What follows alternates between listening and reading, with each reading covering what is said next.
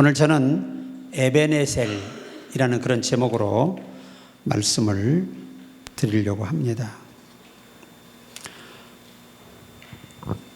사무엘이 돌을 취해서 미스바와 센 사이에 세워 놓고 그가 이르기를 하나님이 여기까지 우리를 도우셨다.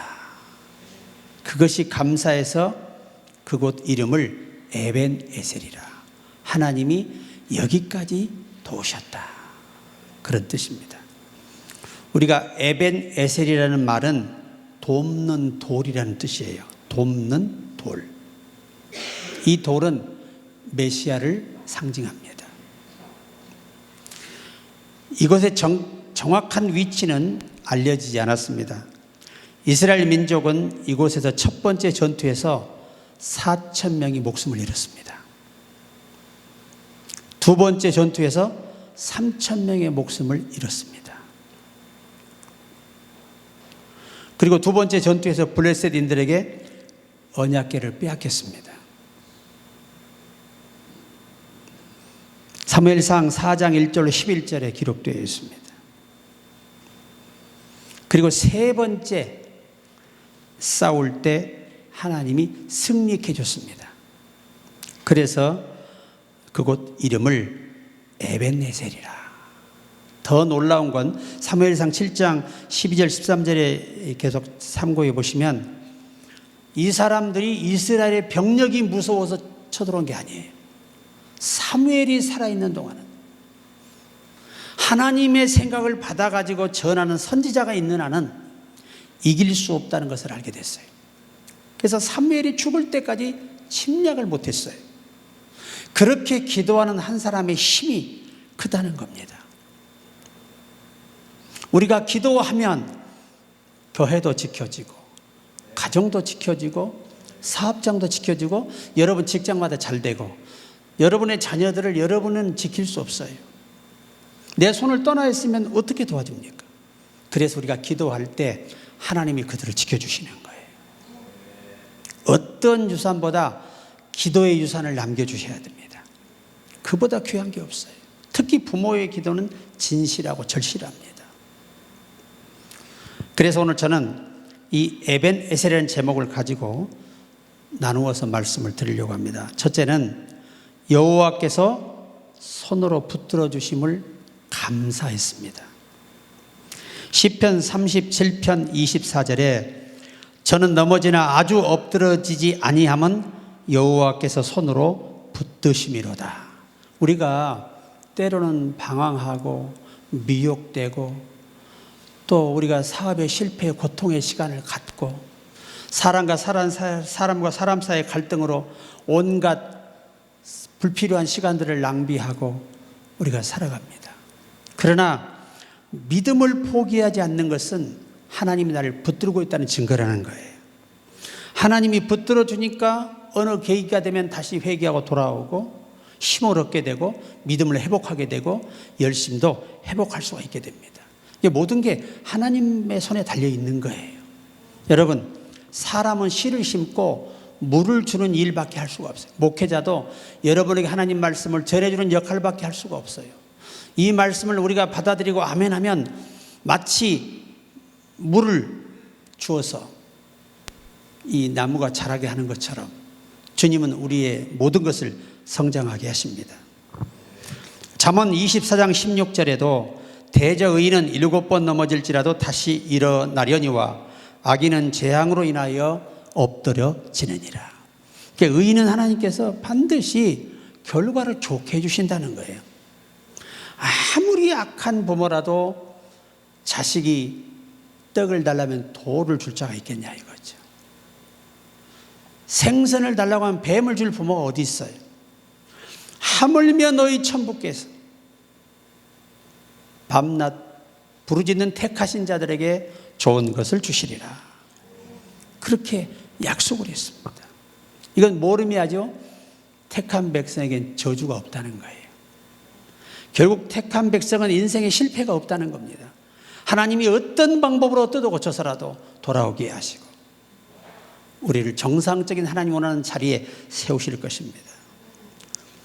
어떠한 환경과 악조건 아래서도 감사의 마음을 갖는 것이 진정한 감사의 신앙생활입니다. 극단의 상황이 닥친 가운데서도 하나님께 감사함으로써 인생의 한 단락을 아름답게 매듭지었던 실화가 있습니다. 독일의 한 중년 기독교인이 대학병원의 수술실에서 혀의 암 때문에 혀를 절단하는 수술을 받게 되었습니다. 마취 주사를 손에 든 의사가 잠시 머뭇거리더니 마지막으로 남길 말씀은 없습니까? 라고 질문을 했습니다. 글로 쓸 수는 있겠지만 혀를 사용하는 언어는 이것이 최후이기 때문이었습니다. 간호원, 조수, 견습 의사들을 비롯하여 둘러선 모든 사람들의 표정과 분위기는 심각했습니다. 잠시 침묵과 긴장의 시간이 흘렀습니다. 저마다 만일 내가 이 환자라면, 만일 나에게 한마디 언어밖에 남아있지 않다면 누구의 이름을 부를 것인가를 다들 나름대로 생각을 했다고 합니다.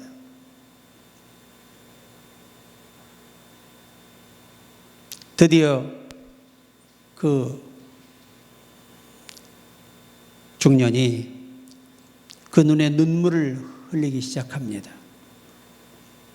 그리고 환자의 입이 움직였습니다. 그는 같은 말을 3번 되풀이함으로써 최후의 한마디를 남겼습니다. 주 예수여 감사합니다. 주 예수여 감사합니다. 주 예수여 감사합니다. 이 3마디를 남기고 수술을 했습니다.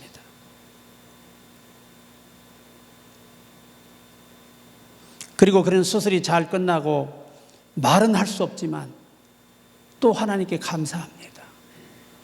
볼 수 있어서 감사하고, 들을 수 있어서 감사하고, 손이라도 남겨주셔서 감사하고, 이 2발로 걸을 수 있어서 감사하고. 그는 그 어려운 시기에 신학을 공부하고 말은 할 수 없지만 빠른 글씨 훈련을 했어. 말하는 것이나 설교하는 사람과 똑같은 빠른 솜씨로 글을 쓰며 그 독일의 마지막 구원을 위해서 죽는 순간까지 최선을 다했다고 합니다. 그는 언제나 설교 끝에는 마지막에 주 예수여 감사합니다. 그 말뿐이었습니다. 우리가 한 해 동안 얼마나 하나님께 감사를 우리가 했는지 오늘 좀 뒤돌아보시기를 바랍니다. 원망하고 탓하고 작은 일로 불평하고 작은 일에 넘어지고 하나님이 우리를 믿고 뭔가를 맡길 수 있는 믿음이 못 되는 거야 우리가. 저는 우리 교회가 지금 작년과 똑같은 상황이거든요. 저는 너무 괴로워요 사실은. 성장이 되고 뭔가 변화가 있어야 되는데 그 자리예요. 뭐 이거 누굴 탓하겠습니까? 저의 무능한 리더십이지요.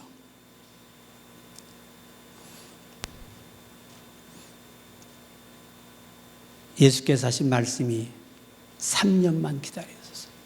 이번 한 번만 더 기다리소서. 그래도 열매 맺지 못하면 찍어서 버리겠습니다. 했던 말씀이 그렇게 올 연말은 두려운 메시지로 제 안에 들어옵니다. 누구든 그냥 들어오지는 않습니다. 우리 교회는 열악한 환경이 많아요. 첫째 이미지입니다. 이 지역의 이미지가 전임 사역자들을 통해 이미지가 너무 나빠요. 그래서 이것도 전도의 이 길에 막히는 큰 영향이 됩니다. 가장 큰 문제는 교회가 불법으로 임대를 내주고 사리사욕에 눈이 멀어서 범죄했기 때문에 이 징벌이 있는 거예요. 절대 교회는 임대를 내줄 수 없어요. 종교 건물은 종교로만 써야 되는 거예요. 이것도 하나의 큰 우리 교회의 난제로 남아 있습니다. 지금 그들이 더 잘 됐느냐? 그렇지 않잖아요. 잘 됐으면 그것이 하나님께 합당했으면 왜 저렇게 살겠어요? 나가서 합당하지 않으니까 저렇게 비참하게 사는 거예요. 우리는 그 짐을 떠안고 들어왔습니다마는 그래도 코로나가 오히려 하나님의 은혜가 됐습니다. 이제 2025년은 경제적으로도 훨씬 더 어렵다고 합니다.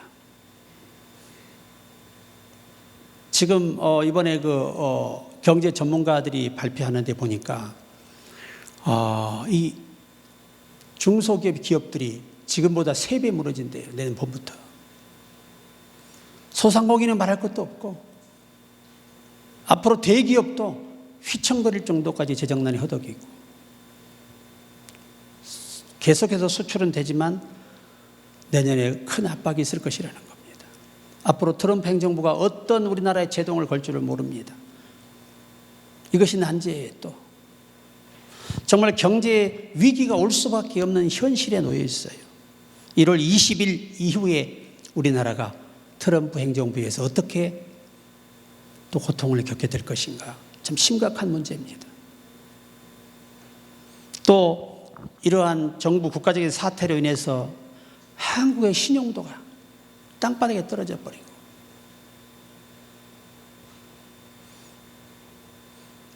이러한 위기 때에 우리나라에는 기도하는 하나님의 사람들이 있습니다. 그들로 인하여 하나님께서 불쌍히 여기실 거예요. 그러나 우리가 정말 내년에 더 어려운 시기가 다가오고 있음을 잊지 말고 그 어려움에 대비해 이겨낼 만한 믿음을 우리가 구하고 지혜를 구하고 하나님의 은혜를 구해서 오늘의 한 해 충전하시라는 겁니다. 그래서 우리가 항상 하나님이 함께해 주심을 감사해야 돼. 일으켜 주심을 감사해야 돼. 우리 의지로 안 되는 게 너무나 많은데 하나님의 의지로 역사하셔서 오늘 우리 이 자리에 세워주신 것입니다. 그 다음에 두 번째는 합력하여 선을 이루심을 감사하라. 로마서 8장 28절에 우리가 알거니와 하나님을 사랑하는 자 곧 그 뜻대로 부르심을 입은 자들에게는 모든 것이 합력하여 선을 이루느니라. 하나님은요, 요셉을 보더라도 그렇습니다. 원래 애굽은 만 30세가 돼야 공직에 오를 수 있어요. 그런데 요셉이 애굽에 팔려갈 때 나이가 17세예요. 13년 전에 그를 미리 불러내서 좋은 방법으로 형들 앞에까지 갔는데 거기서 상황이 바뀌어버려요. 아버지의 사랑을 독차지하고 자기들이 훗날에 동생에게 절할 것이라 이런 회개망측한 꿈 얘기를 듣고 이들 속에 이 증오심이 있어요. 질투심이 있습니다. 왜 그럴까? 배가 다르기 때문에 문제예요. 다 엄마가 달라요. 엄마가 넷이야. 그 얼마나 족보가 복잡합니까? 그것도 자기 어머니들보다 훨씬 더 이 야곱이가 라헬을 사랑해요. 라헬을 얻기 위해서 14년을 그냥 하루같이 보냈습니다. 얼마나 그 여자가 마음에 들면 14년을 하루같이 보내겠어요. 여기는 그런 남자 없어요. 정말 보통 남자가 아니죠. 보통 남자가 아니에요. 그런데 보세요. 그렇게 고생하고 사랑해서 얻었던 여자인데 제일 먼저 떠나요. 참 기가 막히죠. 막내 아들 베냐민을 낳다가 아이를 낳고 목숨을 잃게 돼요. 유복자가 돼버린 거죠. 그러한 그 과정 속에서 어떤 면으로 보더라도 옷도 채색 옷을 입혀요. 당시의 채색 옷은 장자권을 얻을 자식만 입히는 옷이었다고 합니다. 그러니 그 형들 10형들이 화가 나요, 안 나요? 아니, 아버지는 저 피도 안 마른, 우리 속된 말로 잉크도 머리 안 마른 저런 애한테 장자권의 복을 주시려고 저러나? 이런 여러 가지가 복합적으로 문제가 됐어요. 그래서 아예 저것도 싹을 잘라버리자 해서 귀회를 엿보고 있었는데 웬걸 스스로 걸어와 주네. 그걸 이스마엘 노예 상인들에게 팔아서 애굽으로 보내버리잖아요. 그리고 옥생활을 합니다. 또 옥에서 만날 사람을 만납니다. 결국은 옥에서 만났던 술 맡은 간원장을 통해서 왕 앞에 나아갑니다. 거기서 꿈을 해석하고 이 환난을 대비하는 대비책을 그가 늘어놓는데 그 경영 능력이 대단한 거예요. 그래서 총리로 세워버립니다. 근데 그것을 정말 좋은 일도 많았지만 너무나 고통스러운 일이 더 많았습니다, 사실은. 그런데 하나님은 항상 택자에게 보상하시는 하나님이세요. 총리로 세워서 그날의 모든 아픔을 씻게 해주십니다. 부귀영화를 누리게 해줘요. 그리고 결국은 자기를 죽이려고 팔았던 형제들까지 하나님이 구원할 계획인 것을 흉년이 왔을 때에서야 깨닫게 돼요. 그래서 당신들이 나를 팔았으므로 두려워하지 마소서. 하나님이 내 민족을 구원하시려고 나를 먼저 애굽으로 보내셨나이다. 나를 보내신 이가 하나님이십니다. 이게 성숙한 영적인 사람들의 결론이에요. 그러니까 어떤 사람이든 마지막 말에 감사가 있어야 되고 마지막 순간에 감사가 있는 사람이 진짜 신앙생활을 하는 거예요. 성숙한 신앙생활을 하는 것이죠.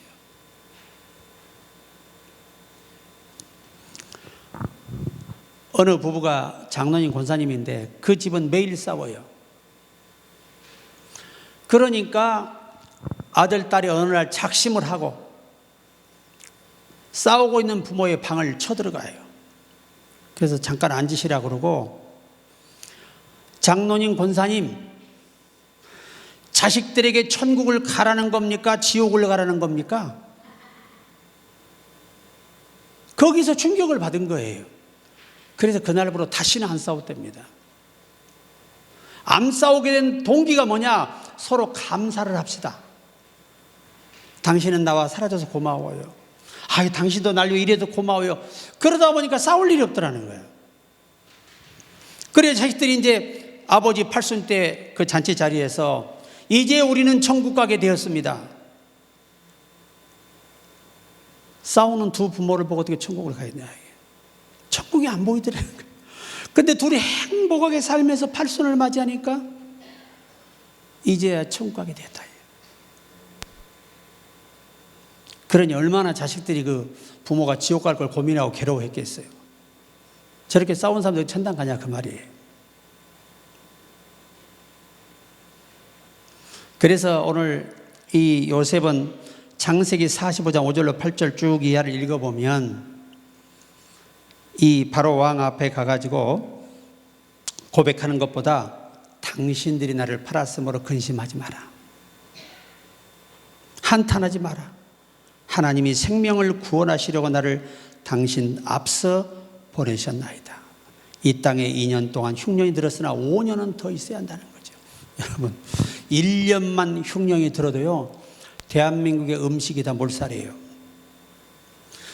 만약에 여러분 7년의 흉년이 와버린다. 이 나라가 어떻게 될까요? 그때는 임금도 필요 없고 국회의원도 필요 없고 장관도 필요 없고 당도 필요 없고 국민도 다 필요 없어. 다 죽게 돼요. 나라가 붕괴돼 버려요. 완전히. 이제는 전쟁으로 나라가 팔리는 거 아니에요. 경제 악화로 부강한 나라에 나라가 팔려버리는 거예요. 여러분 중국은요 북한을 거의 다 샀답니다. 그래서 북한은 돈의 중국의 메인 나라가 돼버렸어요. 원조가 아니고 이 북한 땅에 그렇게 많은 지하 자원이 많대요. 이번에 우리나라도 이제 앞바다에 석유를 이제 발채 시작했잖아요. 이 석유가 만약에 터지면 우리 국가가 4년간 쓸 수 있는 석유가 나와요. 우리가 4년간 사들이는 석유 천문학적인 숫자예요. 그래서 석유가 나온 나라가 다 부강해요, 안 부강해요? 다 부자예요. 떵떵 부리고 살아요.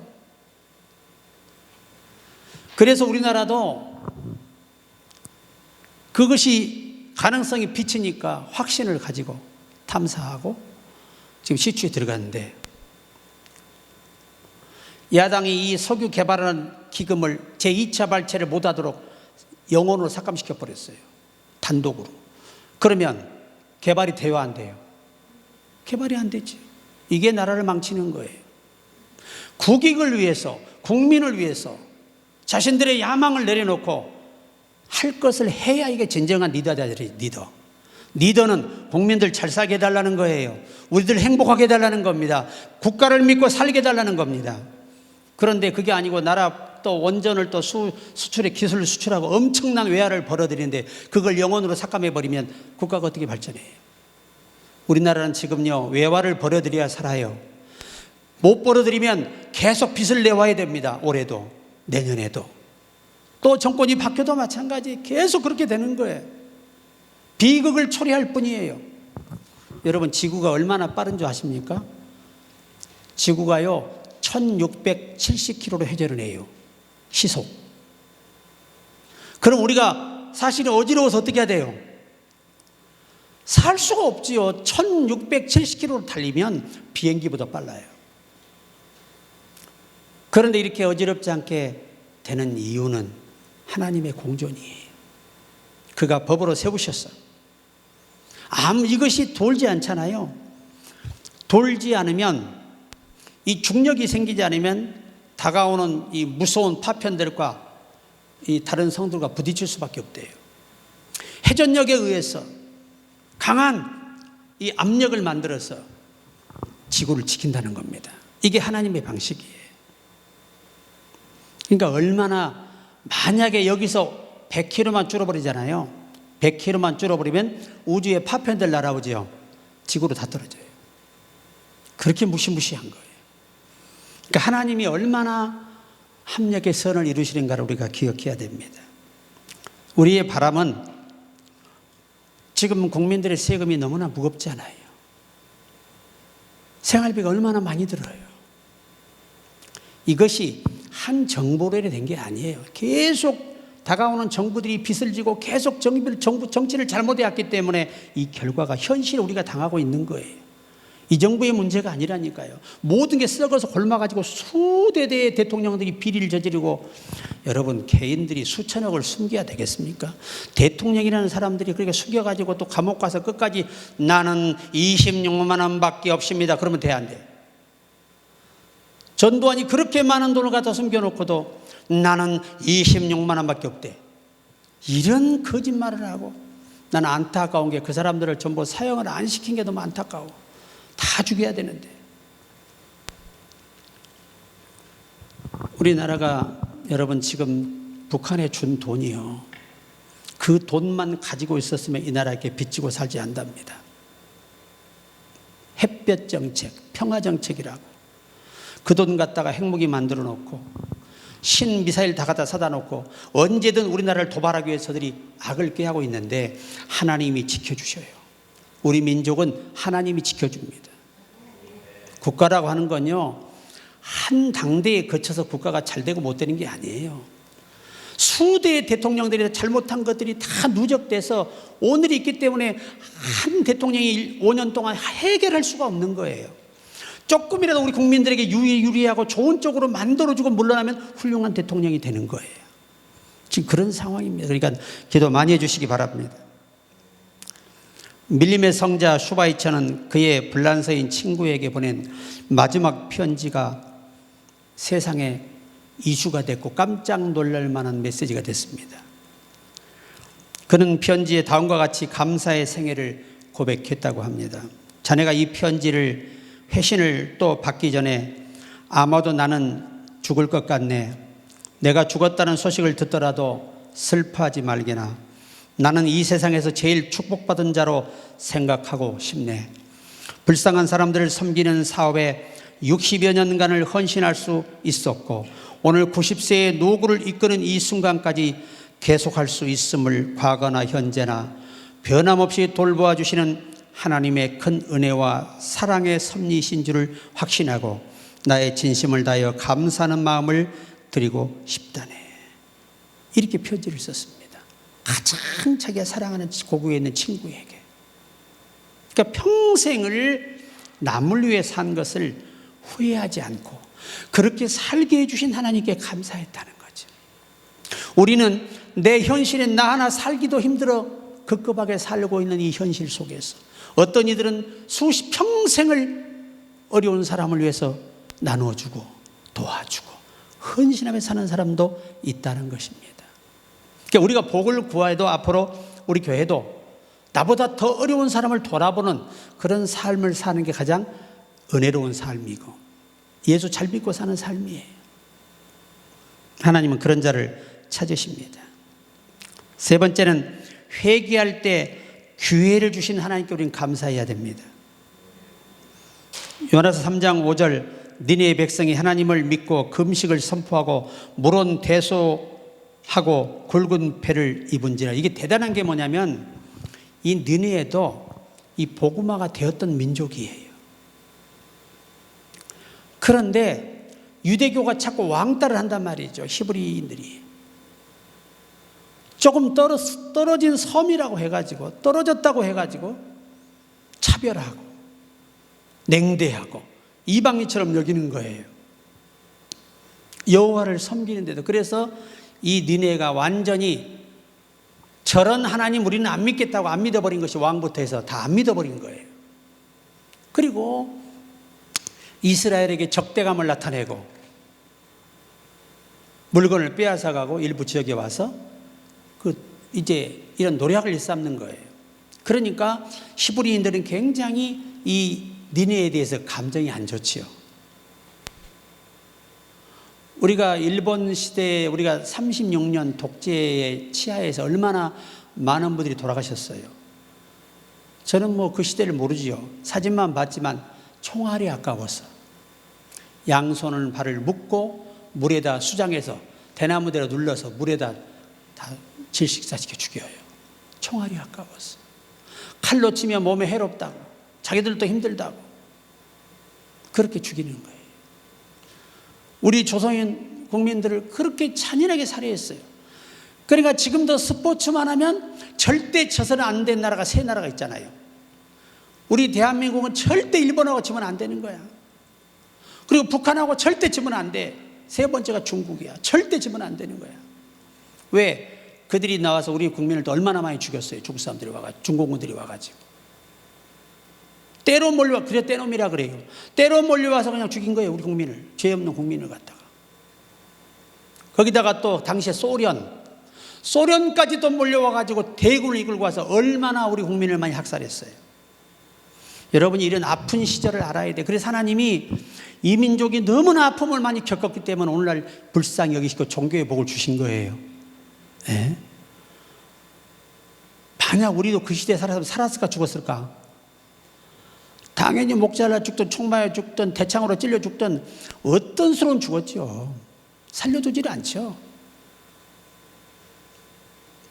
그래도 하나님은 또 자유민주주의를 추앙하는 17개국의 연합군을 보내서 그 엄청난 전쟁과 싸움에서 이 민족을 지켜주셨잖아요. 그 전쟁 동안에요, 기독교인들이 얼마나 그 위기 속에 목숨을 걸고 모여서 회개기도 하고요. 그래서 마지막 여러분 다 점령이 됐는데 부산만 점령이 안 됐어요. 왠 줄 아십니까?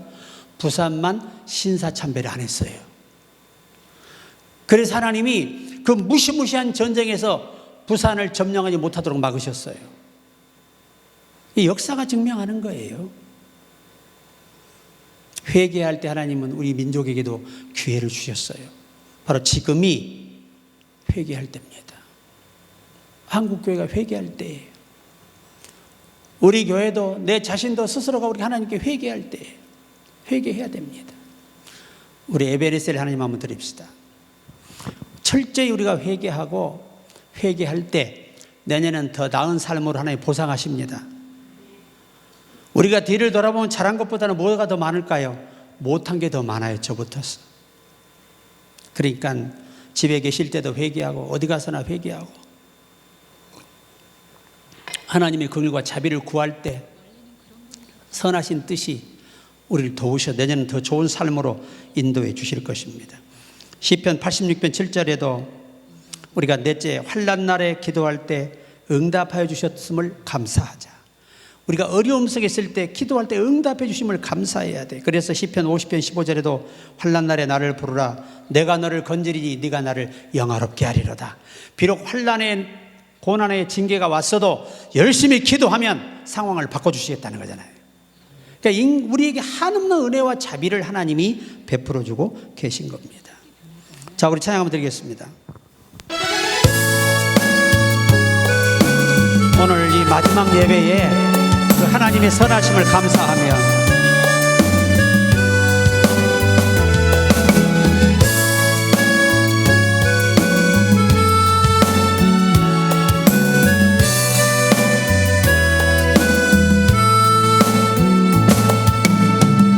감사하신 하나님,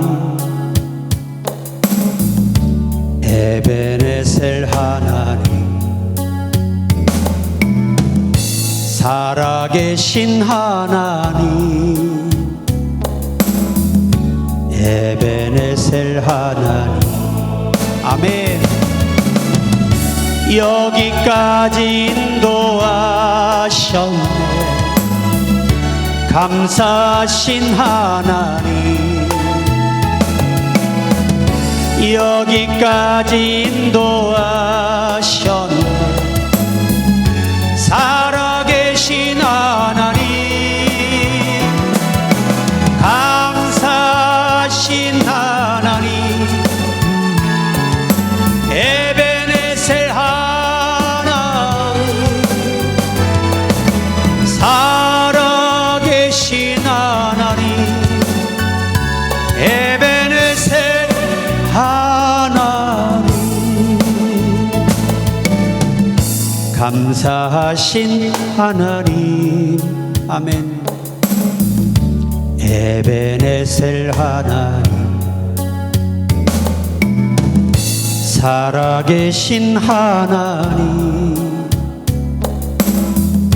에베네셀 하나님. 장래에도 인도하시리.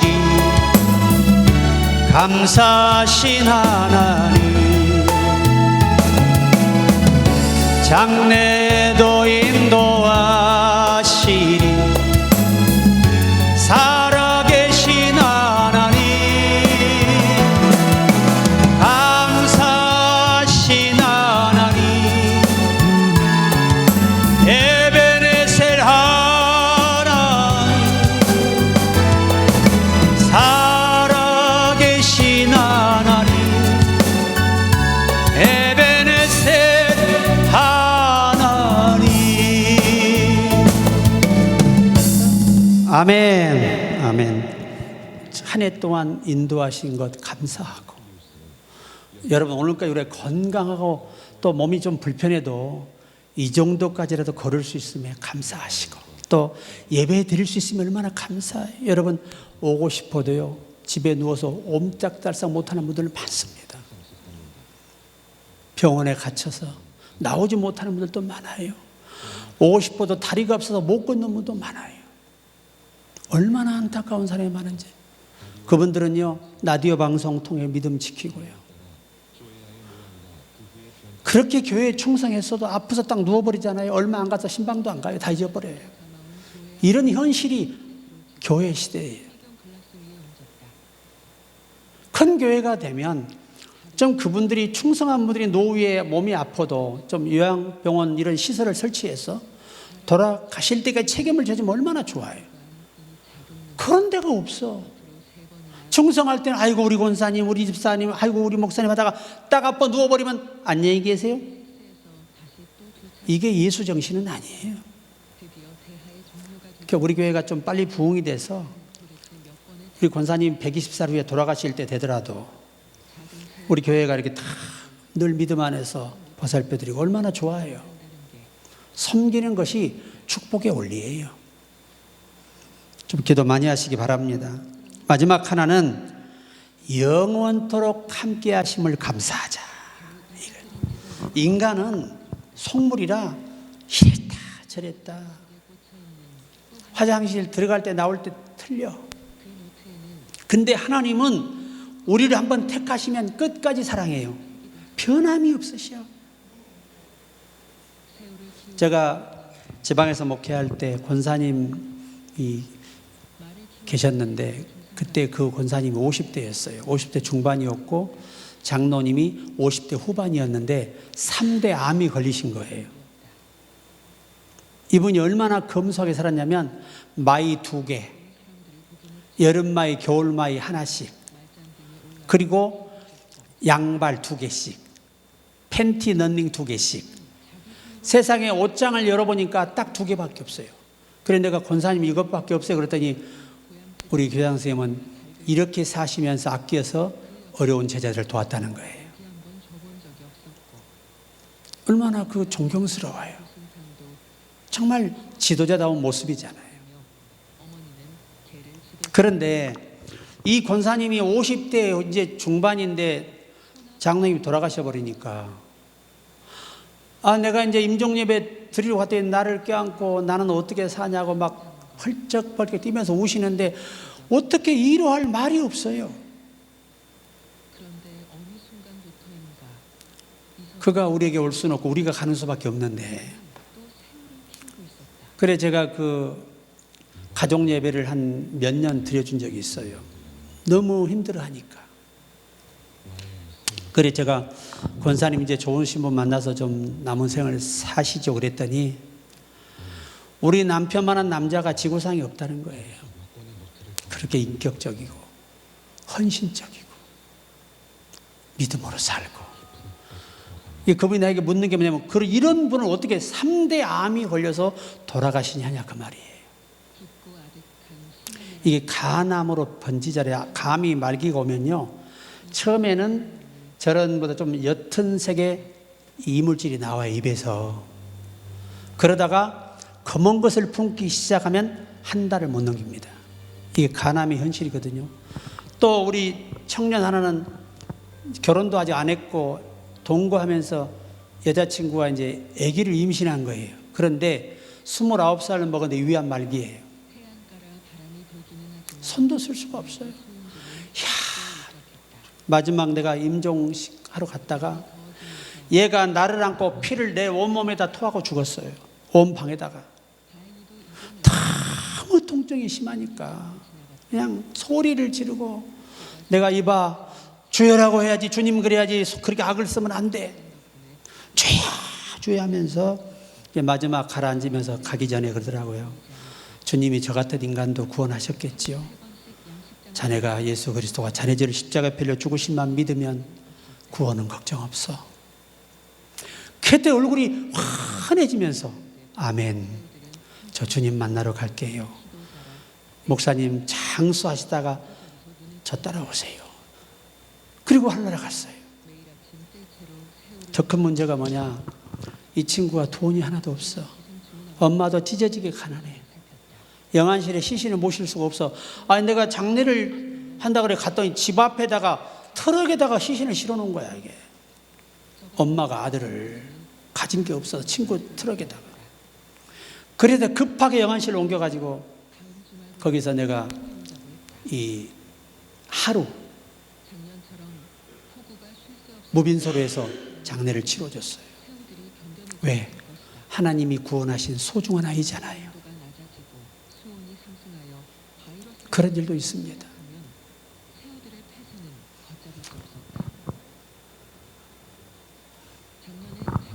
느헤미야 9장 5절에는 영원부터 영원까지 계신 너희 하나님 여호와를 송축할지로다.